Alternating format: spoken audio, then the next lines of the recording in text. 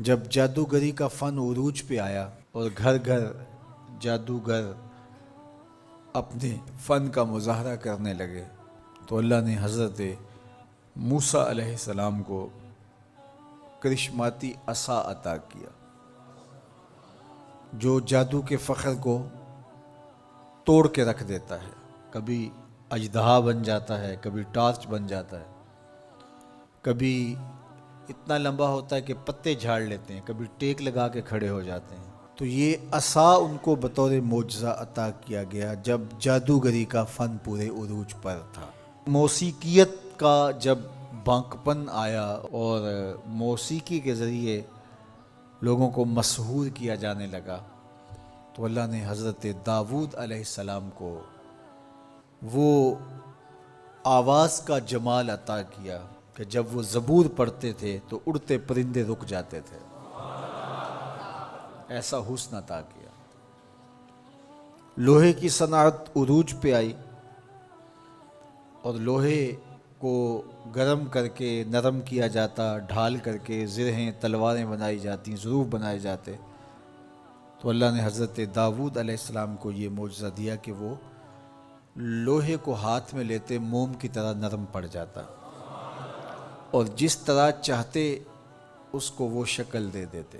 طب یونانی جب اپنے مرتبہ کمال کو پہنچتی ہے اور ہر مرض کی تشخیص، تدبیر اور علاج معالجہ دریافت کر لیا جاتا ہے، لیکن 3 امراض کا علاج طب یونانی سے نہیں ہو سکتا ہے. مادرزاد اندھے کی آنکھوں میں روشنی نہیں رکھ سکتے، کوڑی کے جسم کو شفا نہیں دے سکتے، تیسرا ان کے پاس موت کا علاج نہیں ہے. تو طب یونانی کے عروج کے زمانے میں حضرت عیسیٰ آتے ہیں تو ان تینوں مرضوں کا علاج لے کے آتے ہیں. مردے کو ٹھوکر مارتے ہیں، وہ اٹھ کے باتیں کرنے لگ جاتا ہے. کوڑی کے جسم پہ ہاتھ پھیرتے ہیں، اسے شفا مل جاتی ہے. نابینا کی آنکھوں پہ ہاتھ رکھتے ہیں، نور اترنے لگتا ہے.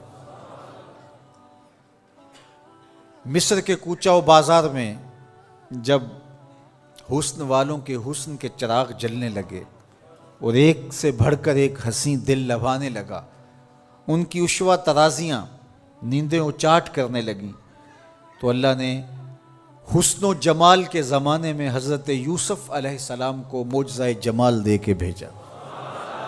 اور جب ان کے جمال کا، حسن کا چراغ روشن ہوا تو سارے دیے بجھ گئے، اور جنہیں ناز تھا اپنے حسن پہ وہ اپنی انگلیاں کاٹتے ہوئے دکھائی دیتے ہیں.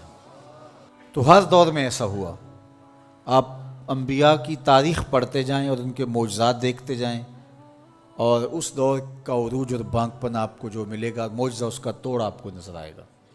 جب میرے اور آپ کے آقا و مولا تشریف لائے تو زبان و بیان کا عروج تھا، قرآن دیا گیا.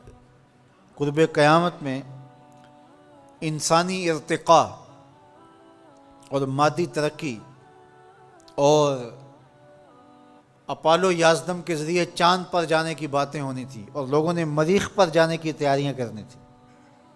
تو اللہ نے اپنے محبوب کو دوسرا بڑا معجزہ معراج عطا کیا کہ دنیا الٹی چھلانگیں بھی لگاتی پھرے، وہاں کسی کا خیال بھی نہیں پہنچ سکتا جہاں محمد عربی کے قدم پہنچ گئے.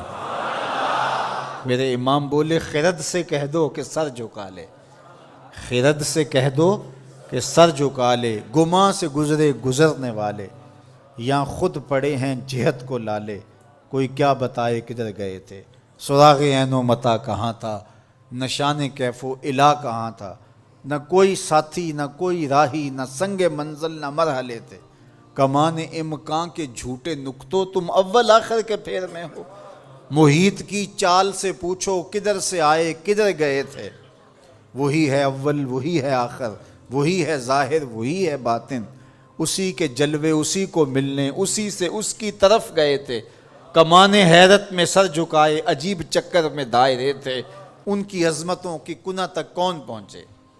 یہاں تو جبریل بھی ہاتھ باندھ کے کھڑے ہیں. جب جبریل نے کہا کہ حضور آگے میں نہیں جا سکتا تو کہا وہی لانے والے اب آنا آگے، جو در دوستی مخلصم یافتی، جب دوستی میں تو نے مجھے مخلص پایا ہے تو پھر راستہ کیوں چھوڑ رہا ہے.